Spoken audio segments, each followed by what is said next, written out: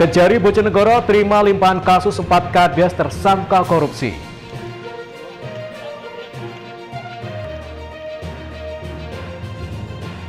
Dua bocah TK asal Rembang tewas tenggelam di wisata Jatiwangi, Tuban.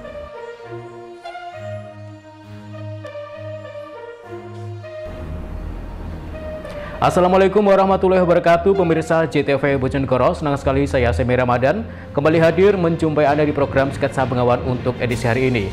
Selain dua informasi utama tadi, kami juga masih memiliki informasi penting dan juga berita menarik lainnya dari Bojonegoro dan sekitarnya. Pemirsa, mari kita ikuti Sketsa Bengawan selengkapnya.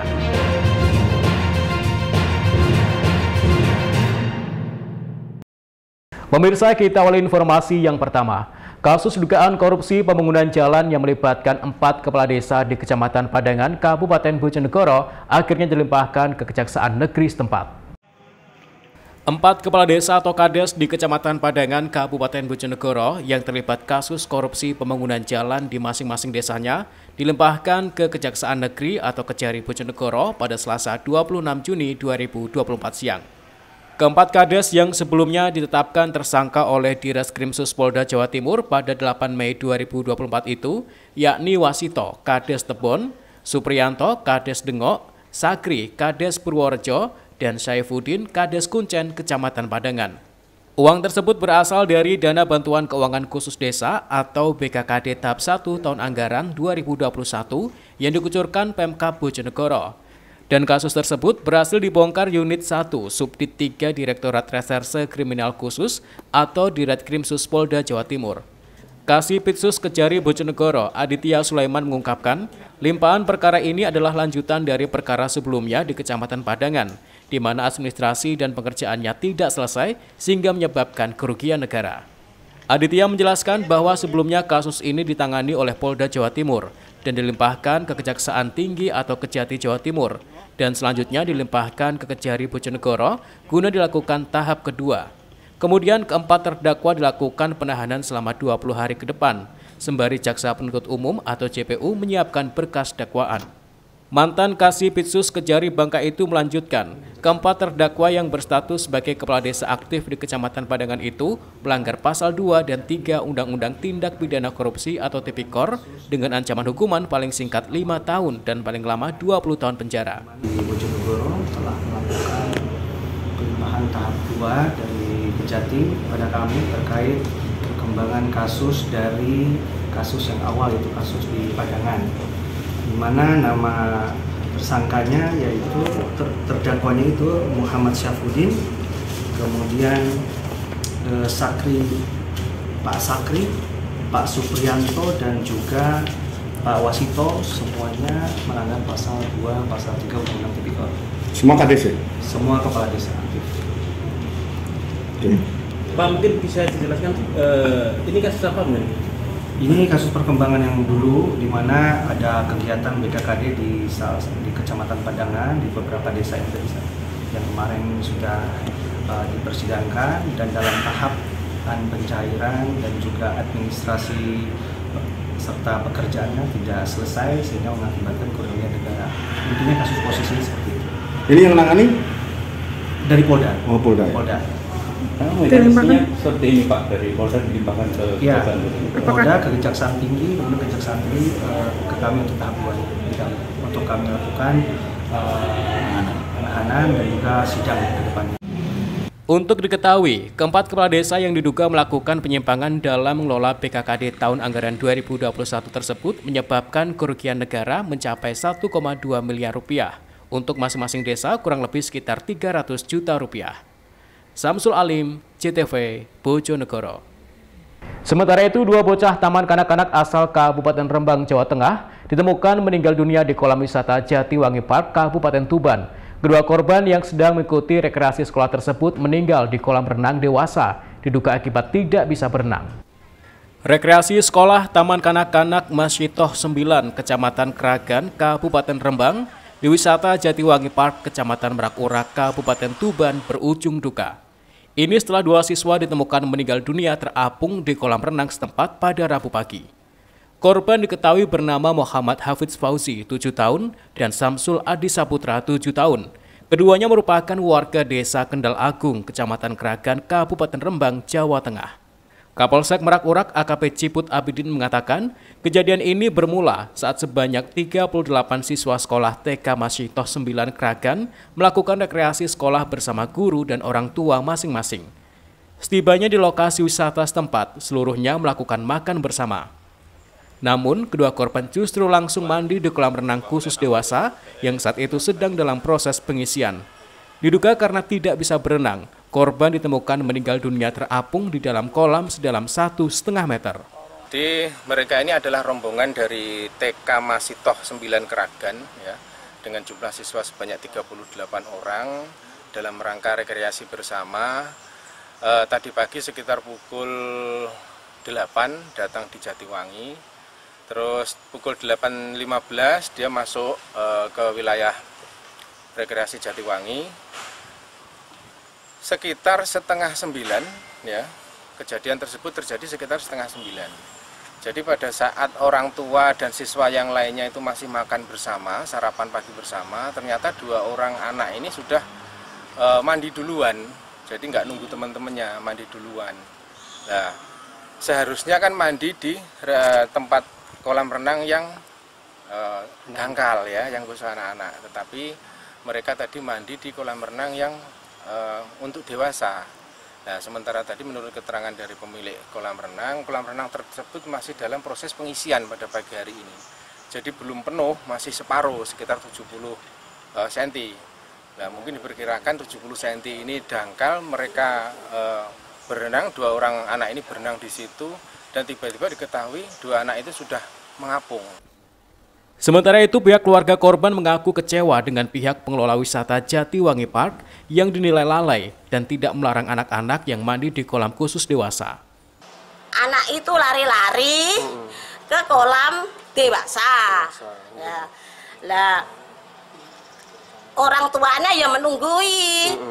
Nah, terus sebenarnya itu ya itu penjagaannya yang melarang. Sajane nggih Mas nggih. Nggih sajane penjagaane sing larang, penjagaan kok sing kleru niku nggih penjagaane. Iku kolam kangge dewasa kok dicemplungi anak kecil kok boleh. Mendapati laporan, pihak kepolisian langsung datang ke lokasi kejadian. Petugas langsung memasang garis polisi, melakukan olah TKP dan memintai keterangan kepada sejumlah saksi untuk mengetahui penyebab pasti kejadian ini. Selanjutnya, jasad kedua korban dievakuasi ke kamar jenazah Rumah Sakit Umum Dr. Kusma Tuban untuk diotopsi. Sementara pemilik wisata menolak dimintai keterangan terkait peristiwa ini. Ziki Muhammad, Husni Mubarak, CTV, Tuban. Pemirsa, warga di Kabupaten Nganjuk digegerkan dengan penemuan lansia yang tewas dalam rumahnya sendiri. Diduga korban meninggal dunia lebih dari 3 hari, lantaran jasadnya mengeluarkan bau menyengat. Warga Kelurahan Payaman, Kecamatan Nganjuk Kota, Kabupaten Nganjuk digemparkan dengan tewasnya Tan Siping, 80 tahun, warga setempat pada Rabu pagi. Mendapati laporan, petugas langsung datang ke lokasi kejadian untuk melakukan evakuasi dan olah tempat kejadian perkara. Selain itu, petugas juga langsung memasang polis lain. Setelah melakukan olah TKP, jasad korban langsung dibawa ke RSD Bayangkara Nganjuk untuk dilakukan otopsi. Menurut warga, kejadian ini diketahui setelah sejumlah warga yang melintas di depan rumah korban mencium bau menyengat. Warga yang penasaran kemudian melihat dari jendela luar. Melihat korban yang hidup sebatang kara tersebut tergeletak, warga langsung melaporkan kejadian tersebut kepada pihak kepolisian. Dari hasil sementara yang dilakukan petugas, korban diduga tewas karena jatuh di dapur dekat kamar mandi. Meninggal, Pak. Yang meninggal namanya siapa, Pak? Tan Siping. Siapa, Pak, namanya? Tan Siping. Dia sebatang kara atau sama siapa di dalam, Pak? Di dalam sendirian, Pak. Sendirian. Terus tahu-tahunya meninggal bagaimana tadi, Pak? Ceritanya, Pak? Ya bau itu entah sudah Ada berapa bau. lama. Terus setelah adanya bau, terus bagaimana, Pak? Ya ini warganya, mungkin tetangganya lapor petugas gitu kira-kira. Begitu ya. Meninggalnya kenapa, Pak? Iya, Pak, informasinya. Kurang tahu, Pak, saya. Yang didengar Bapak informasi apa, Pak, meninggalnya? Mungkin kira-kira saja ya karena usia tua, Pak, sudah 80-an usianya. Diduga korban telah meninggal lebih dari 3 hari. Untuk mengetahui penyebab pasti meninggalnya korban, pihak keluarga memeriksa sejumlah saksi dan menunggu hasil otopsi. Ahmad Sarwani, JTV, Nganjuk. Truk tangki BBM terbakar hebat di Jalan Tol Ngawi Solo. Informasinya akan kami hadirkan sesaat lagi. Tetaplah di Sketsa Bengawan.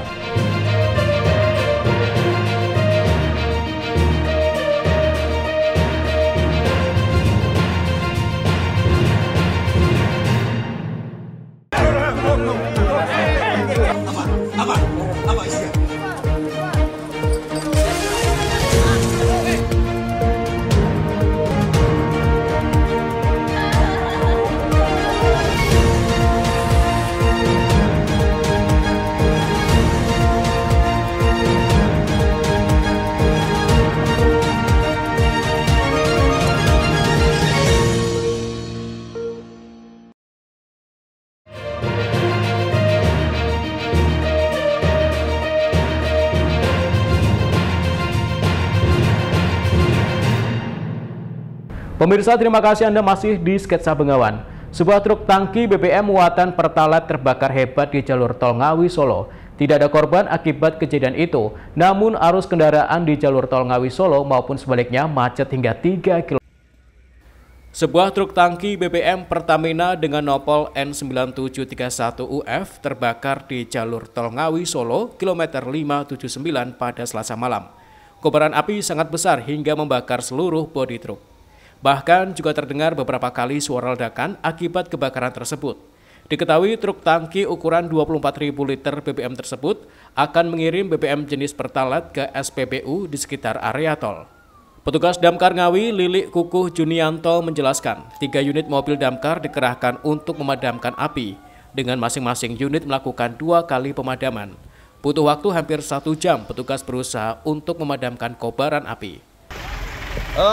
Untuk sementara info muatannya Pertalite sama solar atau Pertalite full, kita belum dapat data pastinya. Berapa mobil tangki yang dikerahkan dan? 3 unit, tapi kita kembali 2 kali, berarti sekitar 6 tangki lah. Ini ukuran berapa kiloliter ini? Kalau mobil tangki biasanya 10.000 ya, 10.000 atau 15 ya? Sampai 15 liter ya? Belum sempat ngecek Pak untuk. Tapi kalau double kayak gitu tuh bisa lebih Pak, bisa lebih, kalau nggak 15-20 lah. Gitu. Berapa lama dipadamkan dan? Kami datang ke lokasi sampai padam kurang lebih hampir ya 55 menit. 55 menit. Kesulitannya apa tadi? Kesulitannya ya karena yang terbakar minyak ya, jadi kayak kita harus menggunakan teknik cara pemadaman minyak, jadi tidak seperti memadamkan api biasa gitu. Ini truk apa Pak? Truk tangki. Sopir truk tangki BBM yang terbakar, Sugeng Trianto, warga Kecamatan Dagangan, Kabupaten Madiun mengaku jika percikan api muncul dari roda belakang. Diduga api muncul dari percikan kampas rem. Di dalam truk tangki masih ada sekitar 16.000 liter BBM Pertalite yang akan disalurkan di SPBU sekitar. Ia mengaku sudah berupaya memadamkan api dengan menggunakan 3 apar, namun api malah membesar. Terus Kita lihat ada percikan api kecil, ternyata kampas rem sebelah kanan. itu belakang atau? Belakang. Belakang? Iya. Nah, terus? Sebelah kiri. Kami sudah berusaha memadamkan, apar habis 3, baju kami lepas. Mau itu berobosan nggak bisa, mereka ada halangan lain. Karena yang di dalam, bukan di luar. Sudah sempat dipadamkan pakai apar gitu Pak? Apar 3 sudah habis Mas. Nggak padam ya Pak? Setelah itu ya coba dicari apa-apa, baju saya lepas. Setelah itu kelihatan api udah besar, lari Mas. Tadi berapa orang Pak? 2 orang ini seretnya ini. Sama kernet. Iya. Itu muatan apa Pak? Hah? Muatan apa? Muatan Pertalite 16 ton ya? yang tersisa itu. Dari mana mau dibawa ke mana Pak? Madun dibawa ke tol itu Pak, 22.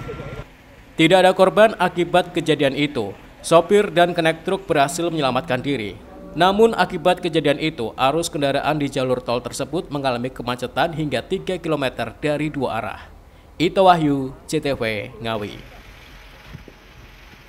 Sementara itu, pasca kebakaran yang menimpa truk tangki BBM di jalur tol Ngawi Solo, polisi memberlakukan rekayasa arus lalu lintas. Pasalnya, dampak kebakaran tersebut membuat kemacetan panjang di jalur tol setempat. Pasca kebakaran truk tangki BBM di jalur tol Ngawi Solo, polisi memberlakukan rekayasa arus lalu lintas Selasa malam. Hal ini dilakukan dengan menggunakan satu lajur di jalur B arah Ngawi, Solo, yakni di jalur lambat. Sedangkan untuk di jalur A arah Solo Ngawi, sementara masih ditutup dan secara bertahap akan dibuka dimulai dari jalur lambat. Kasat Lantas Polres Ngawi AKP M. Sapari menjelaskan, terjadi kemacetan yang cukup panjang akibat kebakaran truk BBM tersebut. Penutupan sementara jalur A dilakukan untuk digunakan kendaraan mobilitas kendaraan pemadam kebakaran. Pihaknya juga akan segera melakukan olah TKP untuk mengetahui penyebab pasti kebakaran. Namun dari hasil keterangan pihak sopir, titik awal api muncul dari percikan kampas rem roda belakang. Awal dari kampas rem daripada truk tangki tersebut. Akibat dari kampas rem itu terbakar menjarah ke bodi daripada truk tangki tersebut. Awalnya terjadi ledakan berapa kali kemudian hingga tidak untung lagi? Kalau ledakan kami belum pastikan ada berapa kali karena kami mendatangi TKP setelah mengurai kepadatan yang di arus arteri atau jalur arteri. Ada korban jiwa dan? Sementara korban jiwa masih belum ada. Nanti anggota masih cek untuk olah TKP-nya. Untuk data-data daripada pengemudinya trek tersebut juga masih kita kumpulkan. Untuk jalur kan arus lalu lintas sendiri kemudian jalurnya? Sampai dengan arus saat ini, sementara kita upayakan untuk buka satu lajur, terutama di jalur Bandung yang mengarah ke Solo, terutama jalur untuk jalur lambat ataupun jalur evakuasi yang kita gunakan untuk menjalankan arus lalu lintas yang akan ke Solo. Ada kesulitan dan? Kesulitan benar. Mungkin karena yang terbakar truk tangki ini sehingga butuh kecepatan untuk tim pemadaman, tapi alhamdulillah semua bisa dievakuasi dengan lancar. Yang masih kita tutup adalah arus B. Saya ulangi lagi, arus lalu lintas yang B yang dari yang ke arah lalu lintas A yang masih kita tutup yang mau mengarah ke Surabaya, tapi untuk yang B udah kita buka satu lajur terutama jalur lambat untuk sementara. Macet sampai berapa kilo dan? Untuk sementara kita belum bisa memastikan, tapi perkiraan sekitar 2-3 kilo yang mengarah ke Solo. Diberitakan sebelumnya truk tangki Nopol N9731UF ukuran 24.000 liter dengan muatan 16.000 BBM jenis Pertalite terbakar di jalur tol Ngawi Solo kilometer 579B. Tidak ada korban akibat dari kejadian tersebut. Namun kemacetan panjang terjadi saat proses pemadaman dan evakuasi kendaraan naas itu. Ito Wahyu, JTV Ngawi. Pemirsa, sebuah sepeda motor ditabrak truk muatan plastik di Kabupaten Ngawi hingga masuk ke kolong kendaraan truk. Beruntung pengendara sepeda motor berhasil menyelamatkan. Sejumlah warga dan polisi berusaha mengeluarkan sepeda motor dari kolong truk fuso muatan plastik di Jalan Raya Ring Road Barat Ngawi. Kondisi sepeda motor milik Nur Muslih warga Dawung Ngawi mengalami kerusakan yang cukup parah setelah ditabrak truk dari arah belakang saat jalan licin setelah diguyur hujan deras. Menurut Nur Muslih, kejadian bermula saat ia terjatuh dari kendaraan akibat jalanan licin setelah hujan. Kemudian ia berdiri tengah jalan agar sepeda motornya tidak ditabrak truk.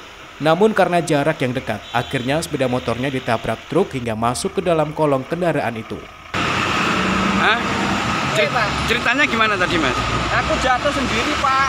Terus? Nah, terus motornya masih di tengah. Lalu stop mobilnya dan malah mobil saya, motor saya ditabrak. Oh gitu. Enggak, saya jatuh, motornya masih tertinggal di tengah. Terus saya pinggir, saya gini-gini. Oh nggak gitu. mau berhenti, langsung ditabrak motor saya. Mas goncengan apa sendirian? Sendiri. Oh gitu. Jatuh kepleset. Oh gitu. Sementara menurut Serip Priyono, pengendara truk mengaku ketika sepeda motor terjatuh, jarak kendaraannya hanya 20 meter, sehingga dirinya tidak bisa menghindari sepeda motor yang akhirnya terlindas hingga masuk kolong truk. Apalagi dari arah berlawanan banyak kendaraan, sehingga tidak mengambil langkah membanting setir. Rencananya, ia hendak mengirim plastik dari Malang menuju Yogyakarta. Posisinya itu, masnya ini kan jatuh di jalan. Terus motornya itu kan berada di tengah jalan. Jaraknya itu jarak antara motor dengan saya itu dekat. Enggak kurang lebih dari 20 meter, Pak. Terus gimana? Posisi saya kan satu nggak sempat ngerem, kalau saya buang ke kanan lawan arah banyak, Pak. Sehingga ya terus tertabrak tadi sepedanya. Tapi korban jiwa enggak ada, Pak. Hanya cuman kendaraannya aja terlindas kendaraan saya, Pak. Beruntung pemilik sepeda motor berhasil selamat dan tidak mengalami luka-luka. Kasus kecelakaan itu juga telah ditangani petugas penegak hukum atau Gakum Satlantas Polres Ngawi. Ito Wahyu, CTV Ngawi. Sebanyak 1.093 jamaah haji tiba di Tuban, 5 meninggal di Tanah Suci. Informasinya akan kami hadirkan sesaat lagi. Tetaplah di Sketsa Bengawan.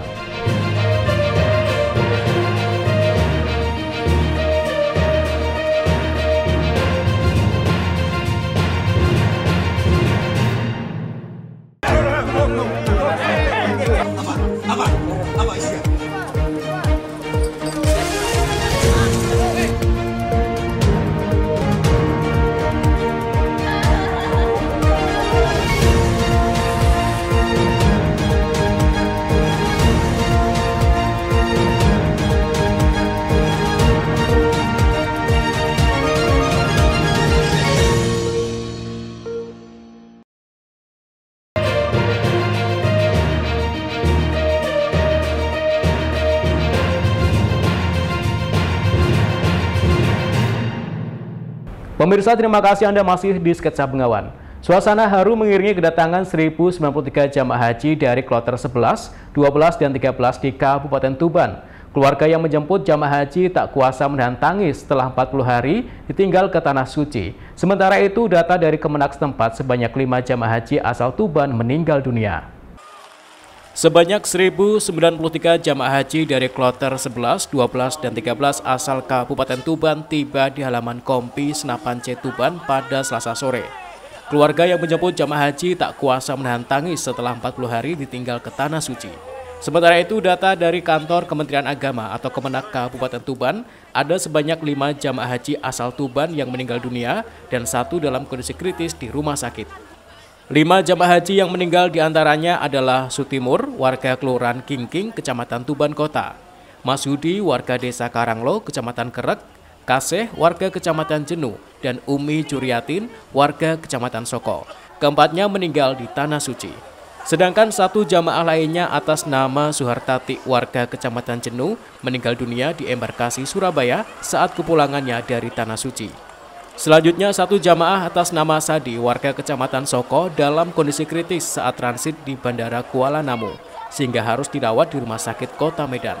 Yang meninggal, yang ketika jamaah haji mau berangkat sebelum diberangkatkan ke Mekah, ya, itu 1 orang yang sekarang posisinya sudah meninggal karena waktu itu sudah nyampe ke bandara, kemudian didiagnosa nggak layak terbang, kemudian dirawat di rumah sakit haji, selama 6 hari, kemudian meninggal dunia. Ya, itu jamaah sebelum berangkat ke Tanah Suci. Kemudian yang meninggal di Tanah Suci ada 3 orang, kemudian meninggal setelah kedatangannya di embarkasi setelah dari Tanah Suci ada 1 orang. Jadi total jamaah haji kloter 11, 12, 13, 14 yang meninggal di tanah air maupun di Tanah Suci ada 5 orang. Sementara itu, jamaah haji yang bisa kembali tiba di tanah air mengaku bersyukur. Meski melaksanakan ibadah haji di usia senja, mereka bisa kembali pulang ke rumah dengan selamat. Alhamdulillah, sangat syukur sekali. Di sana gimana, Mbak? Di sana bahagia sekali. Sangat bahagia, Mbak. Ya. Berangkat dengan siapa, Mbak, sebelumnya? Ya, dengan ini istri saya. Istri, ya. Mbak ini sebelumnya sudah daftar berapa tahun? 2011 sampai ya. Sekarang. Dan sekarang bisa menunaikan sangat ya, alhamdulillah. Sementara itu, untuk 59 jamaah asal Tuban yang tergabung dalam kloter 14 tiba pada Rabu 26 Juni 2024. Ziki Muhammad, Husni Mubarak, CTV Tuban. Beralih ke berita lainnya, cuaca buruk dan gelombang laut pasang melanda perairan Laut Utara Jawa, Kabupaten Tuban. Sejumlah perahu nelayan tradisional rusak diterjang ombak besar. Sebuah perahu kayu hancur berkeping-keping lantaran gagal dievakuasi setelah tali jangkar putus. Cuaca buruk itu juga membuat nelayan setempat berhenti untuk melaut. Cuaca buruk dan gelombang laut pasang melanda perairan utara Jawa, Kabupaten Tuban. Besarnya ombak membuat nelayan tradisional takut melaut dan hanya menyandarkan perahu di kawasan pantai. Kondisi tersebut salah satunya seperti terpantau di pesisir Kelurahan Karangsari, Kecamatan Tuban Kota, Kabupaten Tuban pada Selasa pagi. Ratusan perahu kayu yang terparkir ini harus merasakan kuatnya terjangan ombak selama 4 hari terakhir. Kondisi ini menyebabkan sejumlah perahu nelayan tradisional setempat mengalami kerusakan yang cukup parah. Di antaranya, rusak pada bagian sayap penyeimbang, layar, serta lambung perahu bocor. Bahkan sebuah perahu hancur berkeping-keping lantaran gagal dievakuasi setelah tali jangkar putus. Besarnya ombak di tengah laut juga membuat nelayan takut untuk melaut untuk mencari ikan. Waktu luang ini dimanfaatkan para nelayan untuk memperbaiki perahu dan peralatan menangkap ikan yang rusak. Atas itu rusak semua ini, rusak. Ini perbaikan semua yang bagian atas. Ini kena ombak atau gimana? Ya kena ombak. Di samping itu ya sudah agak tua. Pak, ombak besar ini sudah berapa hari, Pak? Kurang lebih 5 hari ini, sudah 5 hari. Terus nelayan melaut enggak, Pak, Mbak? Sebagian yang melaut. Yang nekat melaut ada ya? Terus bapaknya ini untuk memperbaiki gitu ya? Enggak melaut, Pak ya? Ya, ini kesempatan kan ombak, jadi diisi dengan memperbaiki perahu. Pak, yang rusak kena ombak ini banyak, Pak, perahunya, Pak? Ya, lumayan ini. Kondisi serupa dialami nelayan sepanjang pesisir utara Kabupaten Tuban, mulai Kecamatan Banjar, Tambak Boyo, Jenuh, Tuban Kota, hingga Kecamatan Palang. Cuaca buruk dan gelombang laut pasang diprediksi akan berlangsung hingga 25 Juni 2024. Pasang surut air laut ini dipengaruhi oleh fase bulan purnama. Ziki Muhammad, Husni Mubarak, CTV Tuban. Sementara itu, cuaca buruk dan gelombang laut pasang yang melanda perairan laut utara Kabupaten Tuban membuat sebagian besar nelayan berhenti untuk melaut. Kondisi ini menyebabkan minimnya pasokan ikan kepada para pedagang. Akibatnya harga ikan laut segar di pasaran naik 2 kali lipat. Cuaca buruk dan gelombang laut pasang yang melanda perairan laut utara Kabupaten Tuban membuat sebagian besar nelayan berhenti untuk melaut. Kondisi ini membuat harga ikan laut segar di sejumlah pasar ikan setempat naik 2 kali lipat. Kondisi tersebut salah satunya seperti terpantau di pasar ikan Desa Kradenan, Kecamatan Palang, Kabupaten Tuban pada Selasa pagi. Pasar yang biasanya dipenuhi oleh pedagang dan pembeli ini kini terlihat cukup sepi. Selain karena stok ikan segar yang diperdagangkan terbatas, harga ikan di pasaran juga naik drastis. Kondisi ini disebabkan cuaca buruk dan gelombang laut pasang yang melanda perairan laut utara setempat sejak 4 hari terakhir. Untuk keselamatan, sebagian besar nelayan memilih untuk tidak melaut. Minimnya pasokan ikan segar dari nelayan membuat hampir seluruh jenis ikan laut segar naik drastis dari harga sebelumnya. Ikan tuna kini dijual Rp35.000 per kilogram, dari harga sebelumnya Rp27.000 per kilogram. Sementara ikan tongkol yang sebelumnya dijual Rp28.000 per kilogram, kini naik menjadi Rp35.000 per kilogram. Lalu cumi Rp40.000 dan cumi panjang Rp65.000 per kilogram. Kedua jenis cumi tersebut naik Rp10.000 dari harga sebelumnya. Kemudian rajungan yang sebelumnya Rp45.000 kini naik menjadi Rp50.000 per kilogram. Kenaikan harga sebesar 25% juga dialami ikan jenis manyung, kakap merah dan putih, serta udang. Ya masih stabil biasa, cuma nggak begitu banyak. Agak sepi gitu Bu ya? Banyak yang tidak melaut? Iya. Ini kalau di pasar Kradenan itu banyaknya rajungan. Ini karena ombak besar itu? Bu, untuk harga ikan sekarang berapa Bu? Kalau tuna 35, kalau tongkol biasa 25, kalau cumi biasa 40, kalau panjang sekitar 15 cm ya 65. Itu rajungan? Kalau rajungan yang kecil-kecil maksimal 50, yang isi 475. Kepiting? Kalau kepiting 90 masih tetap, tapi kalau rajungan menerusi pasaran pabrik. Kalau pabrik naik ya ikut naik, kalau turun ya ikut turun. Kenaikan harga ikan ini dikeluhkan oleh para pembeli. Selain mahal, para pembeli juga mengeluhkan minimnya stok ikan di pasaran. Meski mahal, mereka tetap membeli karena untuk oleh-oleh keluarga di rumah.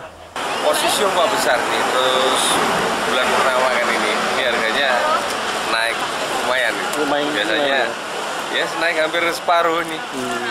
Biasanya 35, sekarang udah 55 ini tadi 1 kilo. Terus pilihannya juga sedikit Pak ya? Iya, dikit kali, biasanya banyak banget ini. Ya, dari sini sampai sana full. Iya. Atas kondisi ini, para pedagang berharap cuaca segera membaik sehingga aktivitas jual beli dan harga ikan di pasaran bisa kembali normal seperti sebelumnya. Ziki Muhammad, Husni Mubarak, CTV Tuban. Pemirsa, informasi tadi sekaligus mengakhiri sketsa Bengawan untuk edisi hari ini. Jangan lupa follow akun sosial media kami di bawah ini. Kirimkan kritik dan saran Anda ke alamat email kami ctv.bojonegoro@ctv.co.id. Terima kasih atas kebersamaan Anda. Saya Semi Ramadan bersama kerabat kerja yang bertugas pamit dari hadapan Anda. Wassalamualaikum warahmatullahi wabarakatuh. Salam CTV Bojonegoro.